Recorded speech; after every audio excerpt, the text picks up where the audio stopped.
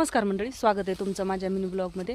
आज शाळेला मोकळं सोडलं होतं. 1 तासभर त्यांना फिरवून आणलं, त्या जगल्या, त्यांना बांधलं आणि त्या 2 गायाला आणलं होतं आपण. आज एक दीड तास आहे ना ह्यांना सडक दिली आणि आत्ता घराकडे चालवलेलं आहे त्यांना. तर थोडंसं इथं पण खायला आहे, तर म्हणलं चारत न्यावं. तर हिच्यासोबत जी असते हिची मैत्रीण रोज असते, सडक हे आपण द्यायला जे असतं ना दुसरी काळी गाय, तर ती जवळ आलेली. तर नको म्हणलं इकडं कसं बांधायला, डोळ्याआड म्हणजे नजरेआड नको, थोडं गाभण आहे आणि म्हणजे जवळ आली 10-12 दिवसावर. कासाने ह्याने थोडं तिला चालता पण येत नाही, ही लय वसवस पळती. पण ती नाही, तर हिला आहे ना आज खाऊ वाटाणा गेलं, मोठ्या मोठ्याने ओरडती.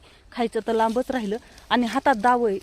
रोज असं इरवी नेता नाही ना तिला, कितीही बांधून तिचं पोट जरी भरलेलं असलं ना तरी पण असं खातच येते ती.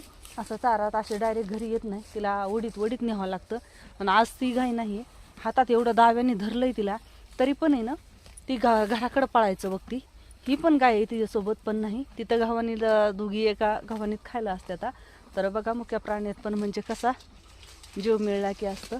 तर ती गाय नाही आहे सोबत तिच्यामुळे तिला चारासुद्धा आज गोल डागाना गेला.